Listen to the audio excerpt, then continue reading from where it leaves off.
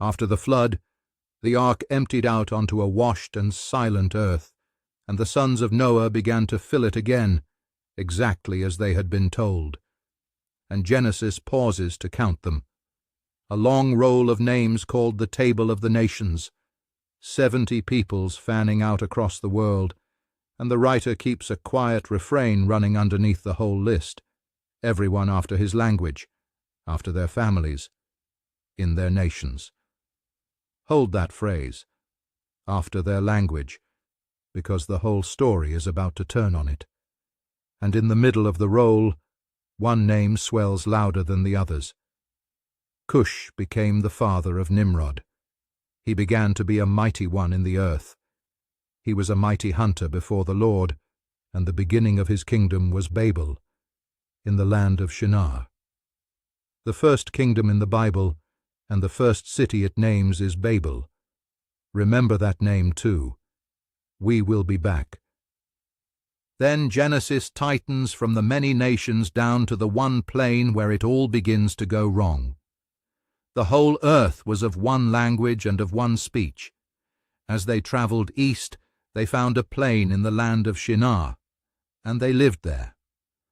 One people, one language, one flat and fertile plain, and a single idea that will echo down every century that follows them. Now hear this clearly, because it is easy to get wrong. A city is not a bad thing. God himself ends the whole Bible with a city. A city gathers people in. It shelters the weak.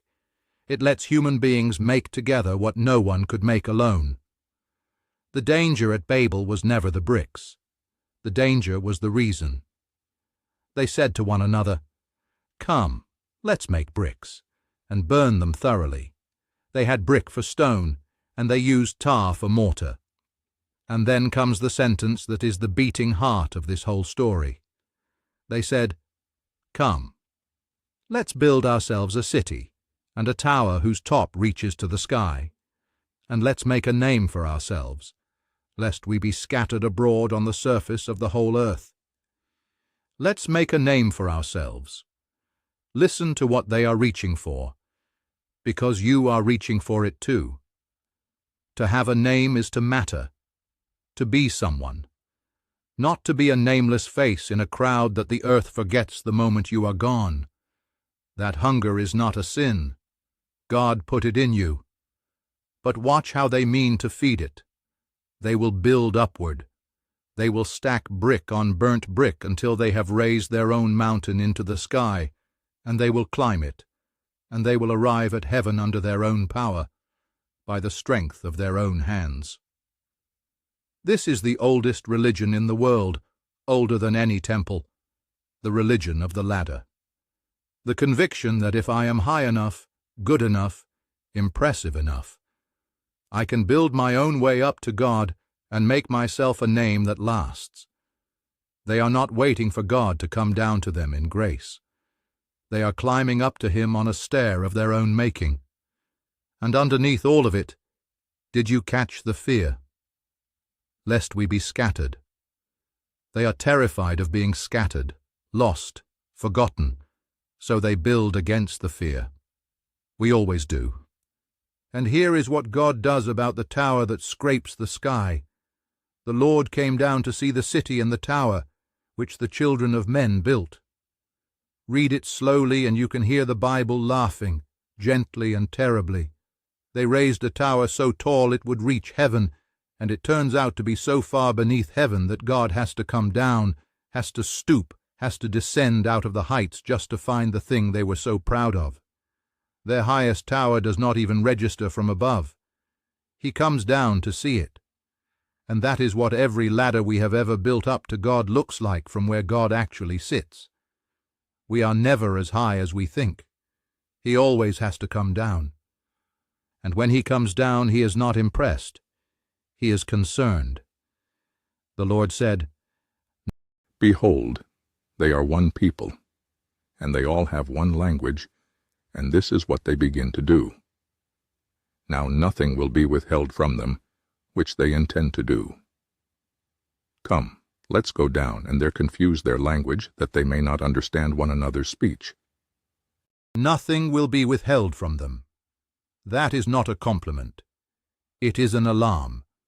Here is a whole human race, unified, gifted, fearless, and bent in on its own glory, and God looks down the long centuries at what a humanity like that, in love with its own name and answerable to no one, will eventually build, and he will not let it stand. So he does something that looks at first like nothing but punishment, and is actually shot through with mercy, the same mixture we have watched at every turn of this story. He scatters them. So the Lord scattered them abroad from there on the surface of all the earth. They stopped building the city, and feel the irony close around them like a trap. Why did they build in the first place? Lest we be scattered. And what does the building bring down on their heads? Exactly that. They are scattered, the one fate they were desperate to escape, by the very tower they raised to escape it. The name they reached out to seize turns to confusion in their mouths. Therefore its name was called Babel, because there the Lord confused the language of all the earth. They set out to make a great name. The name they made was Babel, which in their own tongue sounds like babble, like nonsense, like noise. And every empire since that has set out to make itself a name apart from God has ended in exactly this place, in the rubble of a half-built tower with its language turned to Babel. Babel becomes Babylon, and Babylon becomes the name the rest of the Bible uses for the whole proud city of man, the civilization forever building up to heaven without God, all the way to the very last pages of Scripture, where Babylon finally falls. But do not miss the mercy folded inside the judgment. God does not wipe them out, the way the flood once threatened. He disperses them. He pushes the human race back out into the wide earth, and the many nations and the many tongues he had always intended from the start, because a humanity welded together in pride is far more dangerous than a humanity spread thin across the world. It is the expulsion from Eden all over again, the guard set at the garden gate all over again, a judgment that is quietly holding a door open. And then, out of all those scattered families, Genesis does the thing it always does at the darkest moment. It stops counting the nations and starts following one. The roll of names runs down through the line of Shem, the years piling up again, father to son, until it reaches a man named Terah, and Terah had a son, and his son's name was Abram.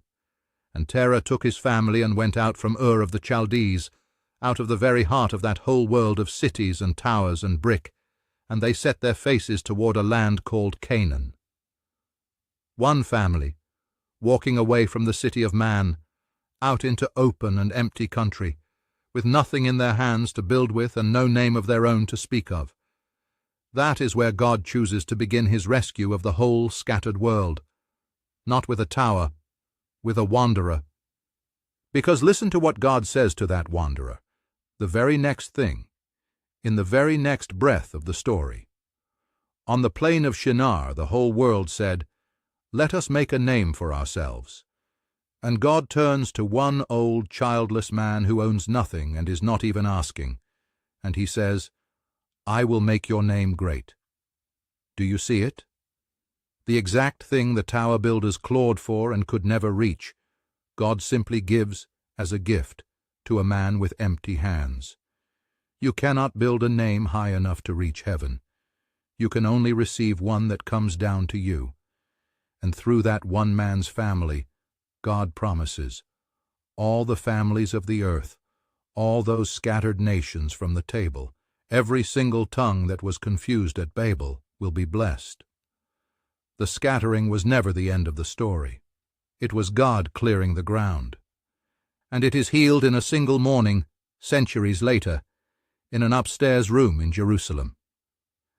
The followers of Jesus are gathered there, and the Spirit of God comes down, the same way the Lord came down at Babel, but this time not to scatter. There is a sound like a rushing mighty wind, and what look like tongues of fire come to rest on each of them, and they spill out into a city packed with pilgrims from every nation under heaven, and every last one of them hears the wonders of God spoken in his own language. Turn it over against Babel and marvel. At Babel they all shared one language and could not understand one another. At Pentecost they spoke 12 languages and understood perfectly. God does not undo the many tongues. He fills them with one message. What human pride scattered, the Spirit of God gathers, and not by melting everyone back down into one grey sameness, but by giving all the scattered peoples one Lord to worship in the whole glorious spread of their difference. And standing at the center of that morning is the one man who did the exact opposite of Babel. The tower tried to climb up to heaven and seize itself a name. The Son of God came down out of heaven and made himself nothing. He did not grasp at a name. He was born with none worth having, and he died outside the city wall, on the hill where the rubbish was burned, having lost the whole city. And because he refused to seize a name, and went all the way down, God raised him up and gave him the name that is above every name, the name the entire Tower of Babel could never have reached. The way up, it turns out, was always down. So the last city in the whole Bible is not raised by human hands at all. It is not a tower we build up to heaven. It is a city that comes down out of heaven from God, its gates standing open to every tribe and tongue and people and nation, the scattered families of Babel gathered all the way home at last. And there is one name written across them, and it is not their own. You are still standing on the plain of Shinar. We all are. Still laying brick on burnt brick, still trying to build something tall enough to prove that we matter, still secretly afraid that if we ever stop, we will be scattered and lost and forgotten. And the gospel walks up to the foot of your tower and says one quiet thing: put down the brick. The name you are breaking your back to make for yourself, God is already holding out to you as a gift. You were never going to reach heaven by climbing. Heaven came down. So which will it be? Will you keep building your name? Or will you come down off the tower and receive his?